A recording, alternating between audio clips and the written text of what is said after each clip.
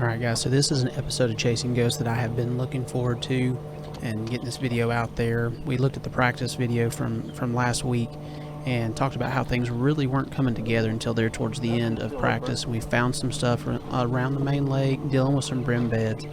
So day one, we get out here, we start out on this stretch of bank heading up the main lake towards Jackson County Park, where we had found some brim beds and then also some fish around these boat docks. So we started out with a spook. You saw there with that first one, it barely even hit the water. That fish around that brim bed came out and got that spook. The other key though around these docks was really working that bait slowly so that those fish, you know, had time to just ease up on it. A lot of these bites were super subtle for the most part, but that was the key, was hanging around these areas where there was some bluegill and where we had seen those brim beds, and we caught those fish early in the morning on a spook. Lost a couple that seemed pretty good, but we picked up a really good one right here, had another keeper.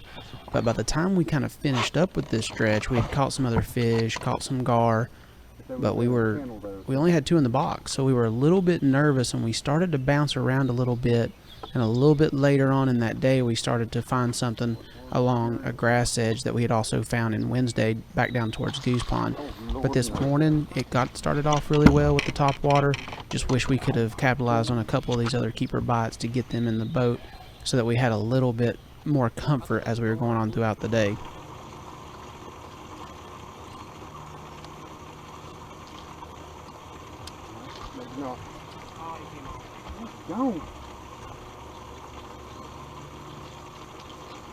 No rhyme or reason. So once we'd fished up that stretch where the brim bed was and the docks were, we ran up to the bridge to try to get us some spotted bass, to just try to fill out that limit and try to make us a little bit more comfortable, but we couldn't get anything to fire up, and what we did catch was an actual largemouth and didn't keep. So like I said, at this point we start to work our way back down. We stop around where the barge types are and throw a spook around and get another bite, but still just not a keeper bite to put another one in that box for us. So again, we're starting to press a little bit because we're going to check in at 3 and we've only got 2 in the box. And the way things have been going in practice, we have already been a little bit nervous, but we still haven't gone to that best grass line at this point, so we still kind of have that in our back pocket, but we're hoping that we can pick up a couple keepers before we ever have to get down there. So once we make it down to this grass line down around Goose Pond, we picked up what was our go-to for the 2 days of the tournament other than flipping. But right here what we're throwing is a fluke, just a straight tail super fluke on a belly weighted swim bait that has a willow blade, a very, very tiny willow blade on it. And the thing is, around this grass line there was a lot of smaller bait, so those bass were kind of hanging out on the edge of that grass. They'd come out and feed on that bait, so we were just hanging down that main lake grass line. Grass really wasn't super thick, but there was enough of it that you had kind of a firm grass line there to sling that down, and we would just get on there and parallel that, and we were getting our bites as we just slow rolled that and kind of pulled it and popped it through the grass. But again, that was our big key there for our majority of the bites, which was, again, just a super fluke, straight tail, mimicking a bluegill color, but having that belly weighted swim bait with the small willow blade was extremely key. Now as we go on through the day here, we pick up a couple more keepers, we get our 4th in the box, and then we're going to make up a change, and we'll talk about that in just a second.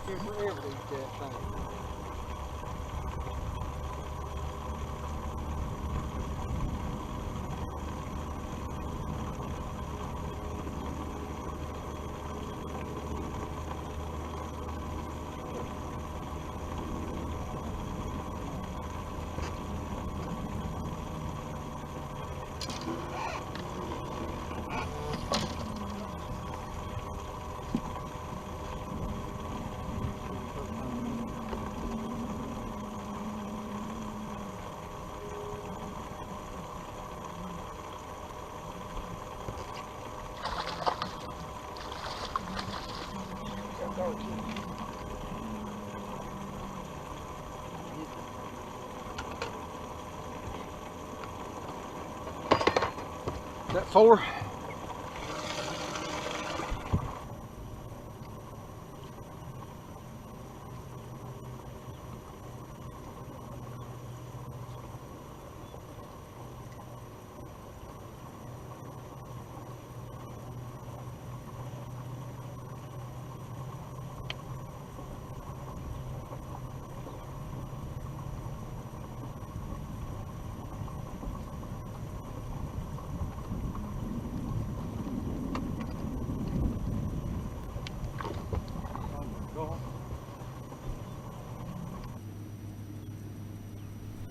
Now at this point here we have 4 in the box, and Josh Olinger and Ryan Pope they came by as about 12:30 or something like that, and they're like, how are y'all doing? We're like, we've only got 4. We said, how are y'all doing? They're like, man, we busted them by flipping the grass. They said, just flip in there, you don't have to flip in far, put you a 1/2 ounce weight on, a pit boss. I'm actually throwing a D-bomb here, and it was insane how quickly it went down.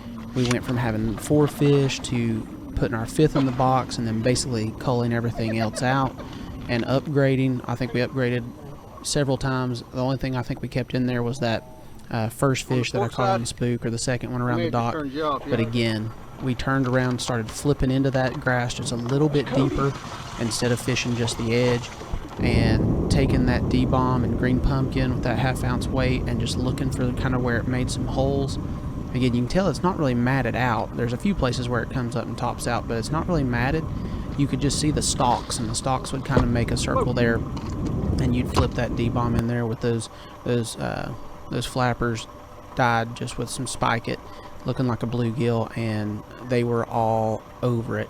And it was so much fun. It's hand-to-hand combat basically. It's so close there to the boat, and we just busted on them. So we got to say a huge thank you to Josh Olinger and Ryan Pope for stopping by there and just saying turn around and flip it. It's crazy how just that little bit of a difference from fishing that edge to just 4 feet in deeper into that grass was a whole world of difference. But one thing I want you to look at here, because it's going to change for day 2, the way the wind's playing.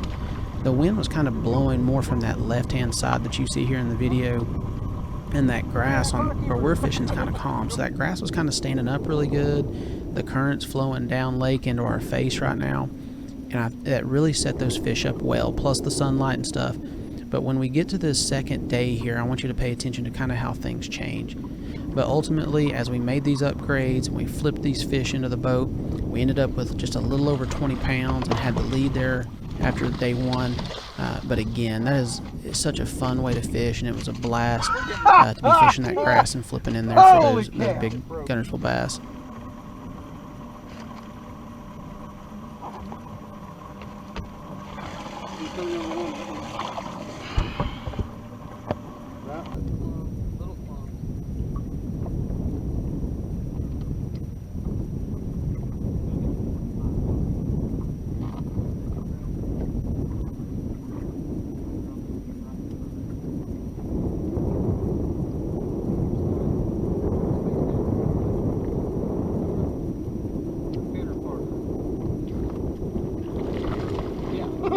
He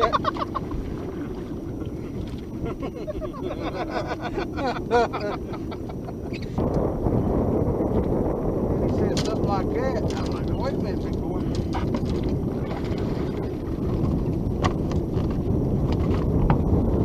What?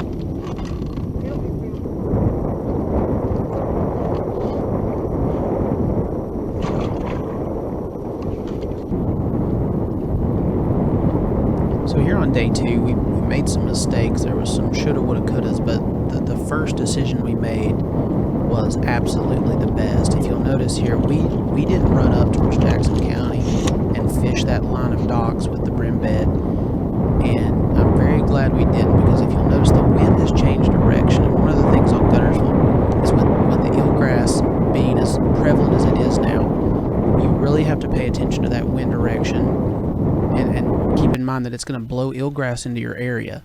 So had we gone up to Jackson County and started, which we ran up there later in the day to check it out, we would have been totally inundated with grass. You couldn't fish that poplar or that spook at all, because there was so much eelgrass there that it was constantly getting hung up on it or tangled up on it. So instead, we started back down on the grass line there just outside of Goose Pond, headed down towards South Salty, and started throwing that fluke with the basically an underspin on it, but a belly weighted hook with a small willow. And we got a limit quick, but the size wasn't there.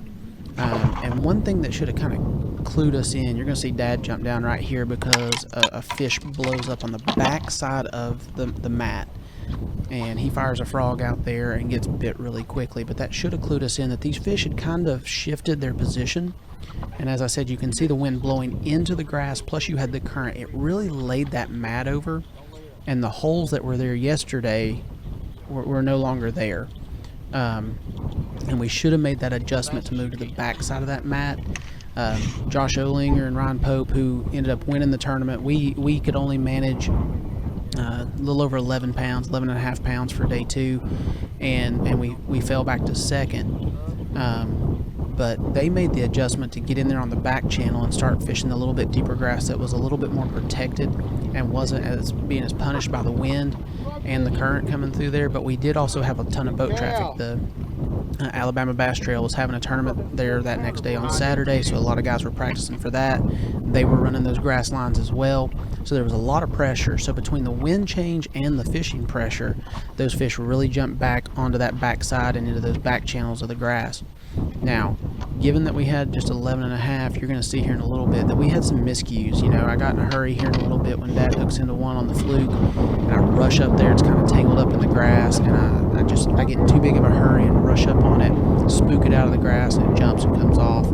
I also have a really nice one here in just a little bit that I'm flipping, and my knot slips, and she comes unbuttoned basically on the hook set, but she would have been one that would have upgraded, plus the one that I ran off there, or jumped off for Dad when I ran up on it and spooked it.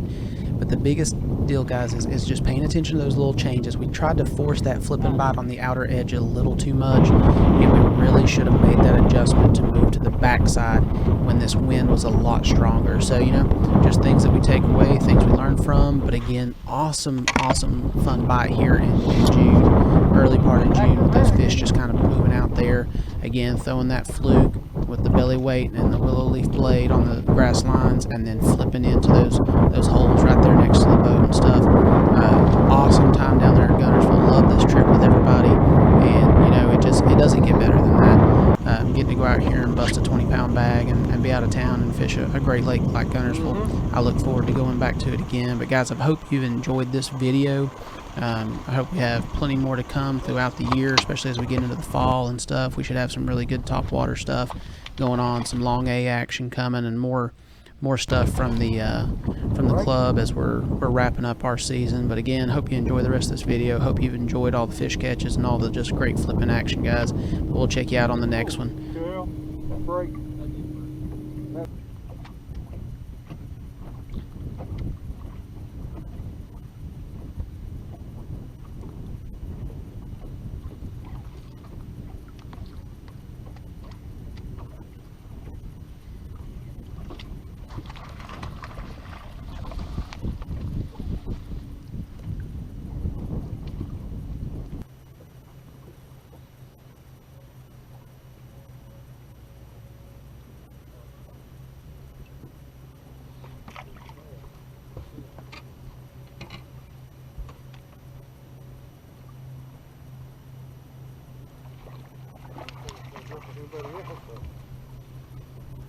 Same old, ain't it?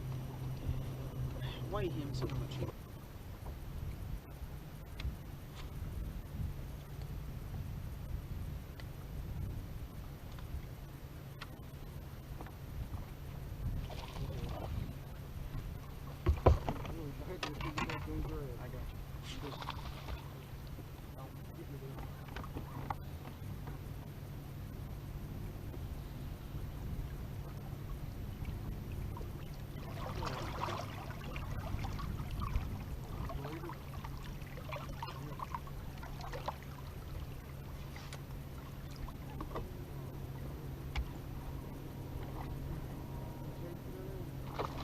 Oh!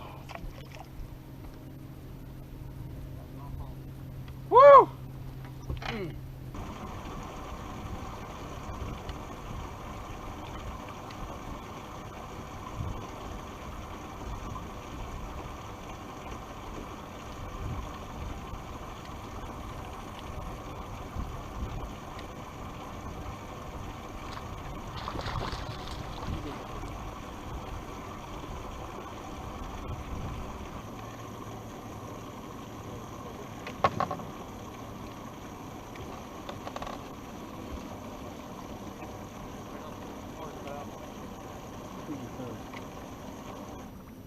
Trails, they're the ones I'm worried about.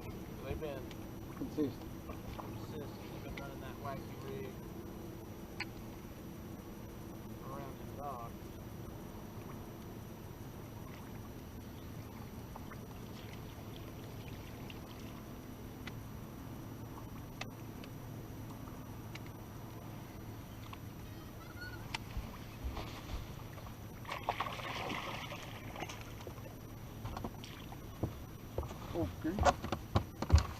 Yeah, our cookie cutters today.